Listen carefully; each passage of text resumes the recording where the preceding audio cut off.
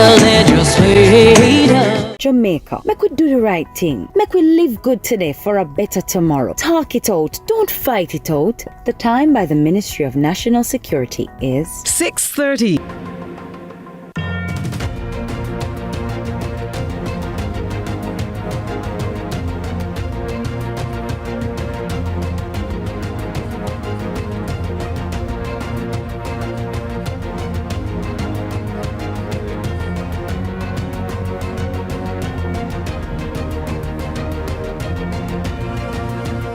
Good evening and welcome to Lead Story. I'm Joel Crossgill and we'll be talking about the future of the Office of the Director of Public Prosecutions.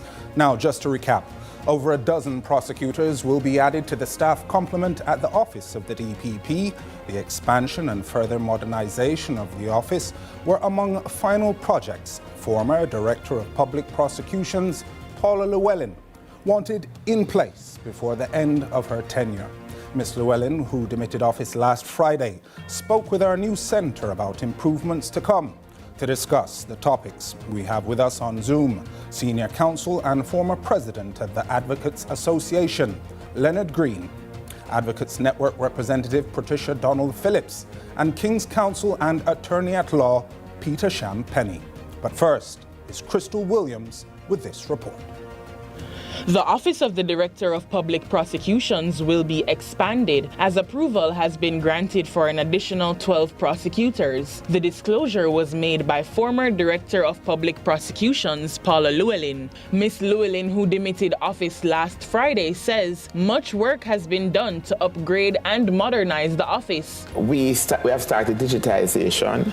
We also, in fact, I was the one who had to engage the ministry for us to get a website. Now we have up to 58 prosecutors.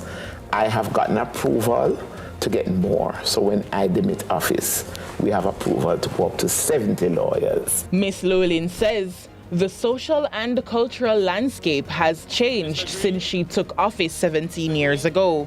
When I took over, you had about 23 or 24 prosecutors. You had less than 8 administrative staff. You had no paralegals. You had one air conditioning unit in the entire multi-story office, and that was in the director's office. You had no computers except for one little one in the library. You had no laptops. We were almost Neanderthal, looking back to where we are now. Ms. Llewellyn, who also made the office more accessible to media during her tenure, noted that the move was a deliberate cultural shift in how the Office of the DPP traditionally operated. My vision of where the office needs to go in terms of transformation included making sure that we answer the clamor of the public for transparency and accountability. On her last day in office, she told CVM she was blessed to have been able to live her dream. I am very proud and feel privileged that I got to live my passion, and that if I had it to do all over again, I would have chosen the same career path. I consider myself very privileged to have been able to spend the better part of my day living a passion, which was to prosecute and to give public service. In 1999, Ms. Llewellyn became the first woman to act in the position of director. In 2003, became the first female to be appointed in the position of Senior Deputy Director of Public Prosecutions. In 2025, she reminds viewers that with great power comes great responsibility. It was purely on merit. I had always been assigned previously to be on the front line doing complex cases. There were elements of the patriarchy who resented the fact that I had got the nod. Because you wield great power, you must do it with grace and a certain sensitivity so that you never abuse that power. Crystal Williams reporting for CVM News. Thank you, Crystal. Our discussion continues after this break.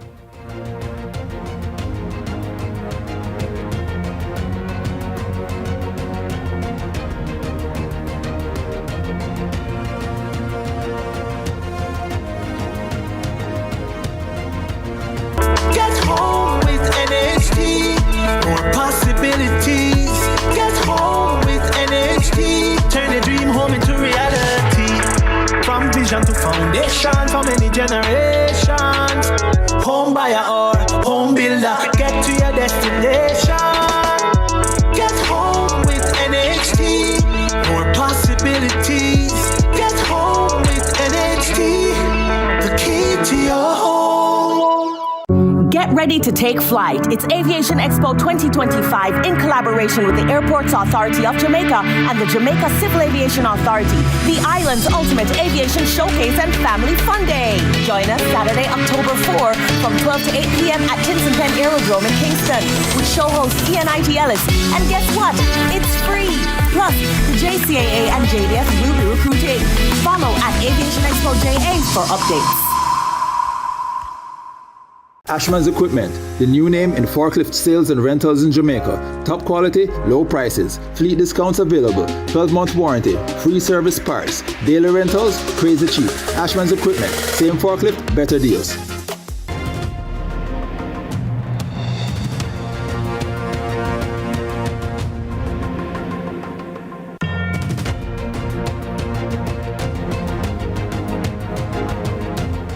Thank you for staying here with us on Lead Story. Of course, we're looking at the future of the Office of the Director of Public Prosecutions. To discuss the topic, joining us on Zoom, Senior Counsel and former President of the Advocates Association, Leonard Green.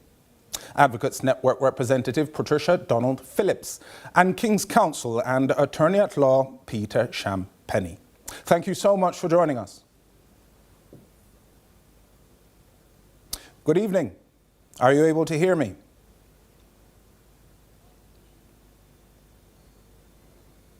Mr. Champagny, Ms. Donald Phillips, Mr. Green, are you able to hear me at this time? All right, it seems as though we're having some technical issues.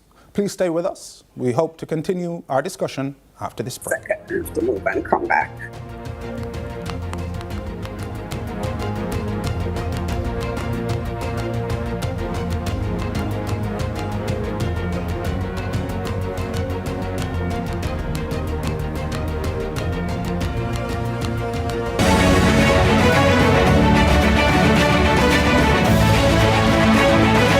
Join us next week when we conclude our discussion with Dr. Chambers on his success in the Tourism Enhancement Fund's Special Tourism Innovation Incubator Program and how he has been able to turn his innovative idea into a successful business.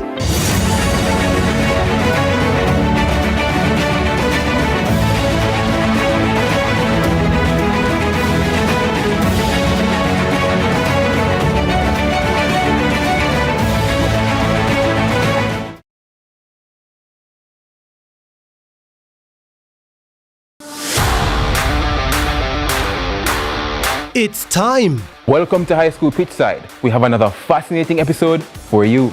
More matches, more big clashes. Let's talk about some of the big rivalries coming up this week. More of your favorite features. And trust me, you won't fall asleep in this history class. And of course, we always want to hear from you. Hear from your alma mater's players and coaches in Team Talk. You know we can't leave you out. So send us your messages on social media and watch us react on FanView. And you know we love a good little debate, right, Gio? We've got you covered all season long on High School Pitchside. High School Pitchside, your ultimate guide to all things schoolboy football, Thursdays at 8 p.m. on CVM TV.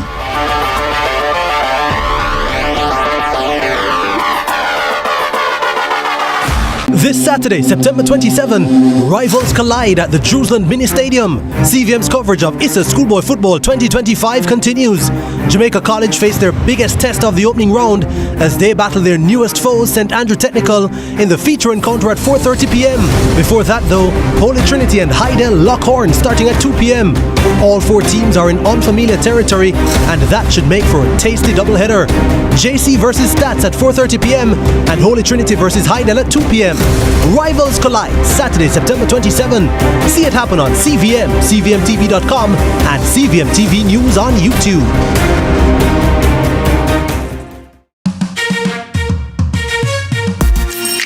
Hey everybody, I'm Yendi and this is Odyssey with Yendi. In this space, we connect with some of your favorite people as they share their journeys. Here we have some unfiltered conversations as we deep dive into their inspirations, motivations, and experiences to inspire our own life journey.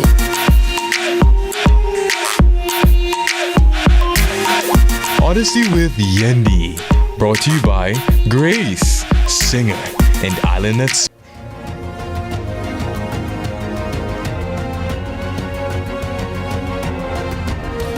Welcome back. In the interest of time, I won't rehash the ground that we've covered. We're looking at the future of the Office of the Director of Public Prosecutions, and I'm assured that we are joined by our guests now, Mr. Leonard Green, Patricia Donald-Phillips, and of course, Peter Champagny. All right, so I'm going to get straight into it. Future of the Office of DPP. In the feature we heard just moments ago, we heard the former DPP speak about the public clamour for transparency and accountability. Do you believe Paula Llewellyn leaves the office in a better position in that regard than she found it? I'd like to begin from the perspective of Mr. Champagny. It is my firm belief that that is definitely the case. I think Ms. Llewellyn can be credited for a number of achievements. One such achievement would, of course, be the prosecutor's manual, which was established in 2016. And also, in relation to that manual, it outlines the role and mandate in very simple terms, the office of the DPP in terms of its functionality. And second of all, I think what is also of great importance is the fact that her tenure has been marked with a kind of openness in terms of the relationship between the public and what is generated in terms of rulings from that office. There is clear transparency, there is clear understanding, and I don't believe that in times past that was necessarily the situation. In fact, it may not have been so because I don't think that social media was as it is now. I don't even think that it existed then. But certainly in this new age, Ms. Llewellyn has acquitted herself well in those two areas that I can think of, as well as other areas. But these are profound achievements, I do believe. Certainly, and the times that she's been operating in have certainly introduced a lot of new features, including more public advocacy. So I'd like to turn to Patricia Donald-Phillips about her perspective on the office and whether or not it's in a better place now from an advocate's perspective. Thank you so much and for having this conversation. Peter spoke about the transparency, and I believe despite the achievements, the challenge is when the public is not aware. So as an average citizen who is not tuned in necessarily to these affairs, one is not up to date on what is occurring. So that is an area, I believe, I'm grateful for the achievements he indicated, but the updating that your average citizen can be aware of what's happening is going to be really very important. I mean, Ms. Llewellyn does leave a long and mixed legacy.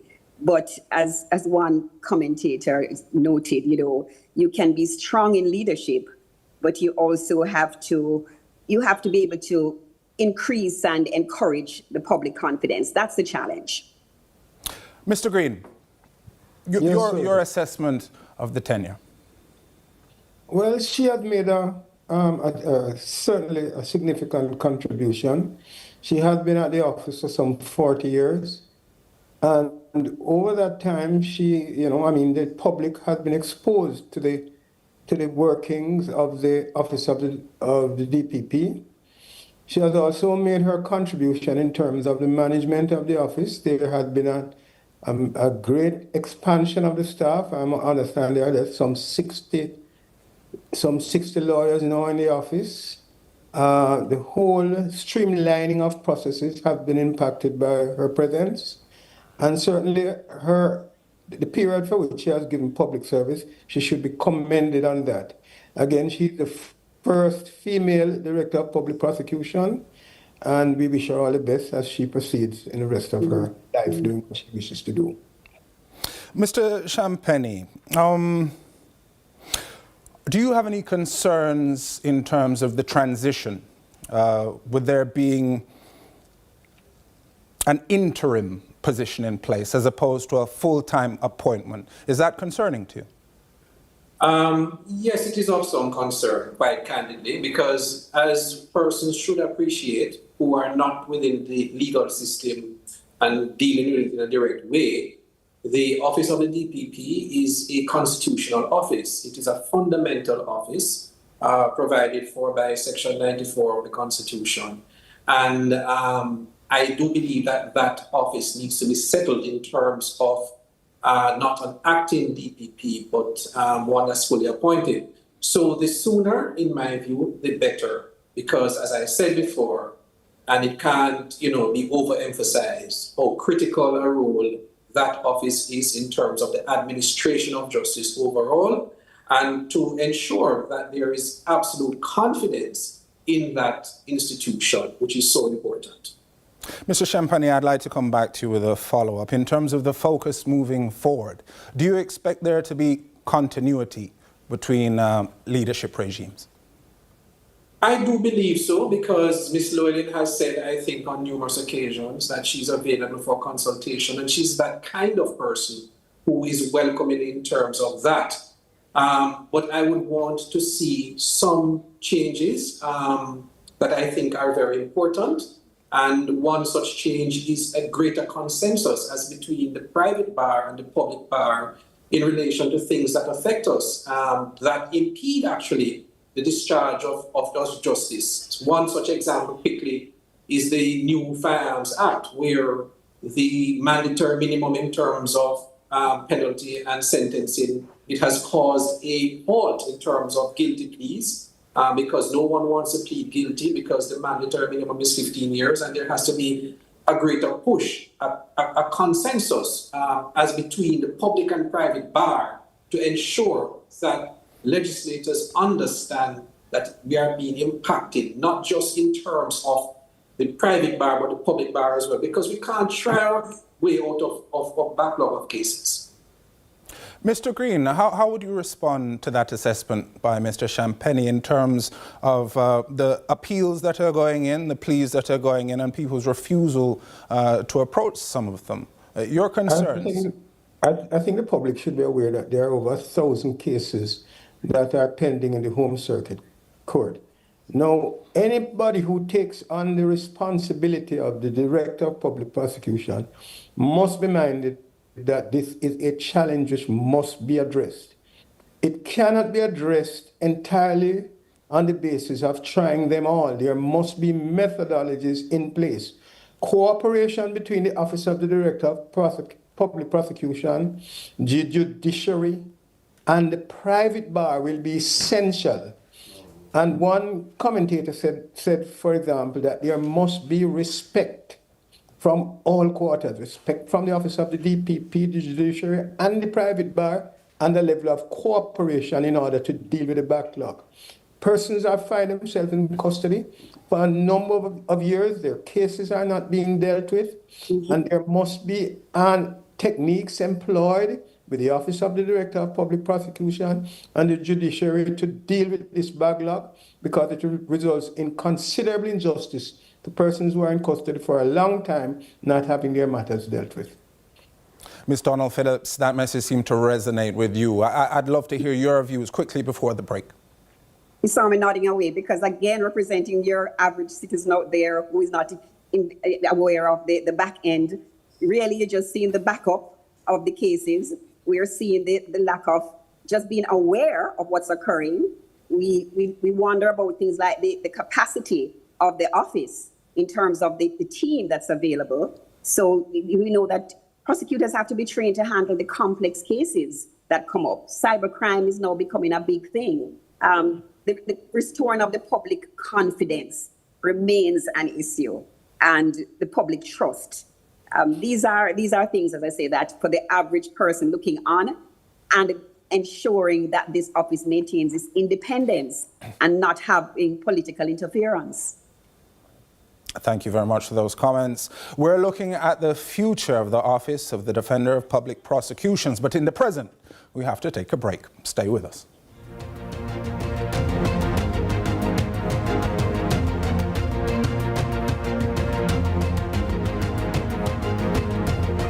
Equipment, the new name in forklift sales and rentals in Jamaica. Top quality, low prices, fleet discounts available, 12-month warranty, free service parts, daily rentals, crazy cheap. Ashman's Equipment, same forklift, better deals. Get ready to take flight. It's Aviation Expo 2025 in collaboration with the Airports Authority of Jamaica and the Jamaica Civil Aviation Authority, the island's ultimate aviation showcase and family fun day. Join us Saturday, October 4 from 12 to 8 p.m. at Tinson Penn Aerodrome in Kingston with show host ENIT Ellis. And guess what? It's free. Plus, the JCAA and JDF will be recruiting. Follow at Aviation Expo JA for updates. A piece for Jamaica. Yeah. Yo, what are you? Oh man, none of that. Oh, no, brother, no. I'm not that. You don't see you ever play ref? No game, yeah, no play. Yeah, but a little ball game. No, I said, place when you come from, brother, I want to live good, man. I want to live good, brethren. No shake on, I can play a little ball, brethren. Really have to shake on? Yeah, man, and no badness, brethren. Just live good, man. That's it. Come together as one and make the violence done.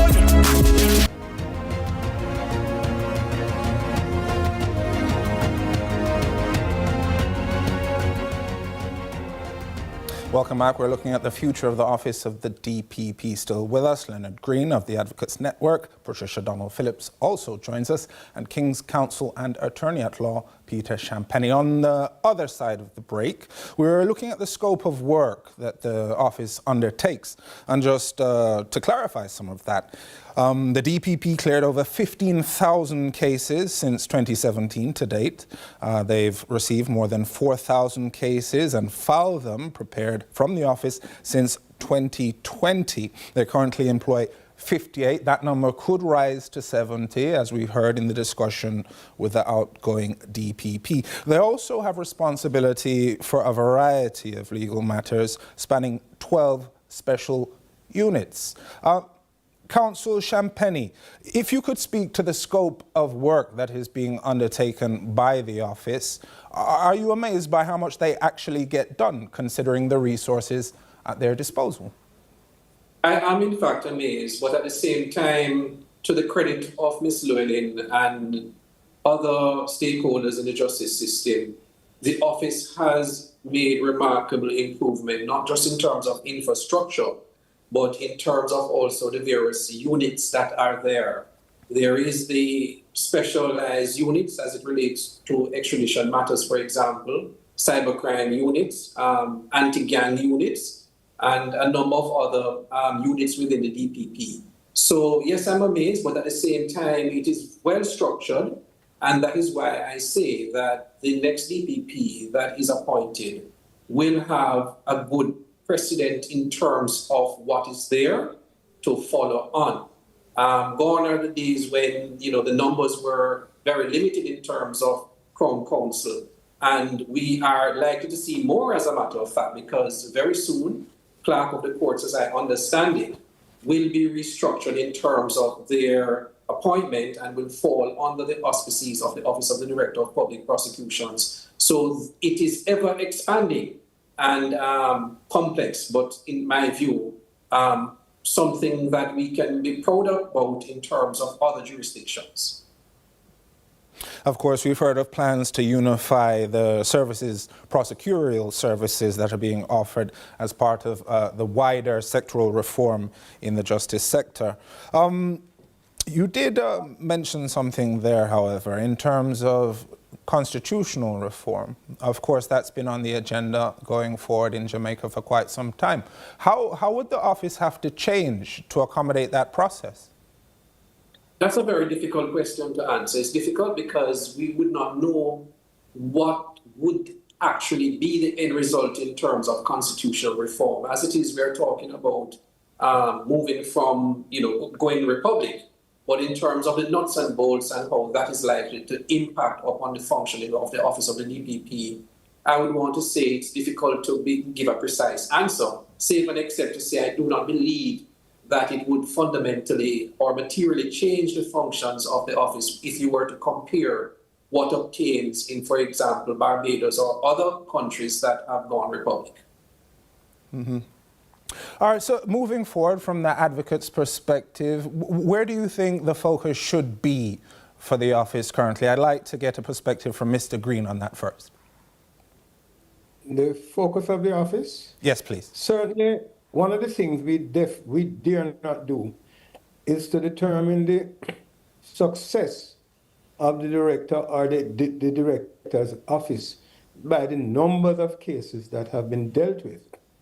That by itself is not a good indication as to the success of the office, because what we need to emphasize is the quality of justice that the Jamaican people are provided with from the Office of the Director of Public Prosecution. Statistically, to throw out numbers there might be somewhat misleading and may confuse the public to believe that all is well, everything is being dealt with. We need to have prosecutors who understand, and a Director of Public Prosecutor who understand that he or she is a Minister of Justice and must be an important part of ensuring that at the end of the day, when a matter is dealt with, there is a just outcome. And that is what will determine the real value of the new director going forward. Has the public, has the accused man, has the persons who come to court with their complaint, have they been provided with justice? All right.